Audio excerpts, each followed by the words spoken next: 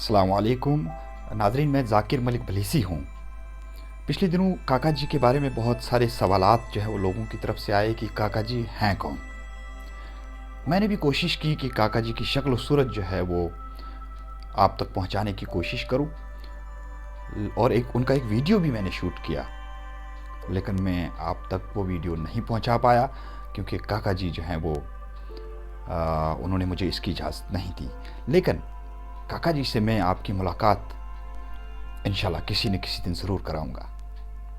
देखिए, इंसान की शक्ल सूरत से क्या होता है, हमने काका जी को देखा है या नहीं देखा है उससे कोई फ़र्क नहीं पड़ता, लेकिन हम काका जी के जज्बात और एहसासात को देख पा रहे हैं सोशल मीडिया के ऊपर, और लोग अब काका जी की बातों को समझने की कोशिश भी कर रहे हैं। इसलिए मैंने देखा है कि बहुत सारे सोशल मीडिया के ग्रुप्स और सोशल मीडिया पे जो पोस्ट इस वक्त डाली जा रही हैं उनमें काका जी का जिक्र ज़रूर किया जा रहा है, क्योंकि काका जी के पास इंसानियत के लिए, इंसानियत को कहने के लिए जो चीज़ें हैं वो बहुत कीमती हैं।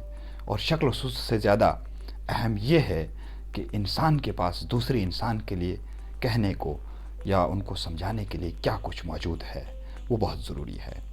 देखिए, एक दो दिन पहले जो है आशिक लिली साहब की काका जी से मुलाकात हुई और उनके दरमियान कुछ बातें आपस में हुई जो मैंने भी सुनी, और मेरा मन किया कि वो बातें आप तक पहुंचाऊं कि हकीकत पर मबनी बातें जो हैं वो हैं। कहते हैं कि भाई, मैंने जब बॉस से पूछा कि सर ये आपकी तकरीर बड़ी फ़नी थी, साहब बहुत नाराज़ हो गए और मुझे पीटना शुरू किया। भाई, मैंने तो खाली फ़नी बताया था, इतना कौन सी बड़ी मैंने गाली दे डाली कि उन्होंने मुझे पीटना शुरू किया। उनको बहुत बुरा लगा, हालांकि मैंने सच बात तो कही थी। फिर जब मैंने एक लीडर से पूछा, एक लीडर को कहा कि मोहतरम जनाब, आपके पास एक झोंपड़ी हुआ करती थी, मिट्टी की झोंपड़ी, लेकिन बहुत कम अरसे में आपने बंगला बना दिया, वाह क्या बात है। लीडर जी नाराज हो गए और मुझे पीटना शुरू किया।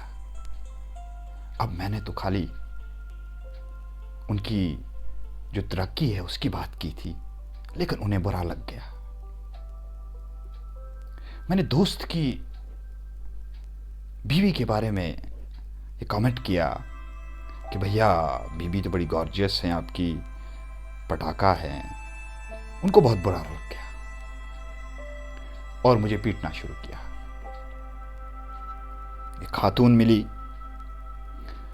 और खातून से मैंने साफ सा एक सवाल किया कि मोहतरमा, आपकी उम्र क्या है, हाउ ओल्ड आर यू। मैंने तो कोई गाली नहीं दी थी, खाली एक सवाल किया था, लेकिन उस खातून जी ने इतनी नाराज हो गई, इतनी नाराज हो गई कि मुझ पे टूट पड़ी और पीटना शुरू किया। उसके बाद एक ज़ईफ़ आदमी, एन ओल्ड मैन, सड़क से चल रहे थे, तो बातें करते करते मैंने उनसे कहा कि शायद अगली ईद आप नहीं देख पाएंगे, कमज़ोर हो गए हैं। लेकिन उन्होंने भी इस बात का इतना बुरा माना, इतने नाराज़ हो गए कि उन्होंने भी पीटना शुरू कर दिया। एक मोटी सी खातून सामने से आ रही थी, तो मैंने उनसे पूछा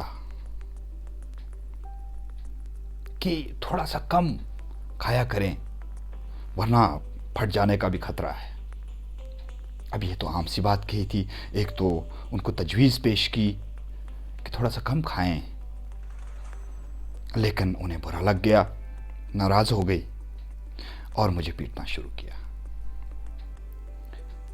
अब गुंदों की जो बलेसा की सड़क है, सड़क पे चल के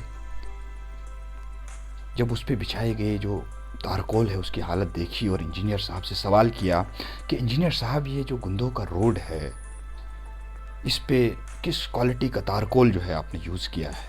इंजीनियर साहब नाराज़ हो गए और मुझे पीटना शुरू किया।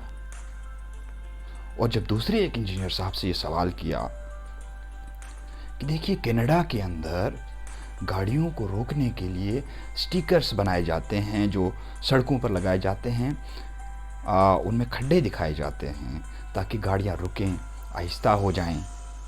और हमारे यहाँ भले इसमें तो 3D टेक्निक्स का इस्तेमाल होता है, ओरिजिनल खड्डे जो हैं वो मौजूद हैं। तो ये टेक्निक्स जो हैं, ये फार्मूला आपने कहाँ से लाया? इंजीनियर साहब नाराज़ हो गए और मुझे पीटना शुरू किया। आगे से एक ज़ियारत थी, ज़ियारत पे गया, एक आदमी गोल गोल चक्कर मार रहा था। तो मैंने उनसे सवाल किया कि भैया, तवाफ़ कर रहे हैं आप, तवाफ़ तो सिर्फ मक्का में मस्जिदुल हराम का किया जाता है। तो वो नाराज़ हो गए और उन्होंने मुझे पीटना शुरू किया। तो दोस्तों, जो सच है वो हमेशा कड़वा होता है। सच्ची बात पे हमेशा गालियां खाने को मिलती हैं, लेकिन हमें सच्चाई का साथ नहीं छोड़ना चाहिए। सच्चाई की हमेशा जीत होती है।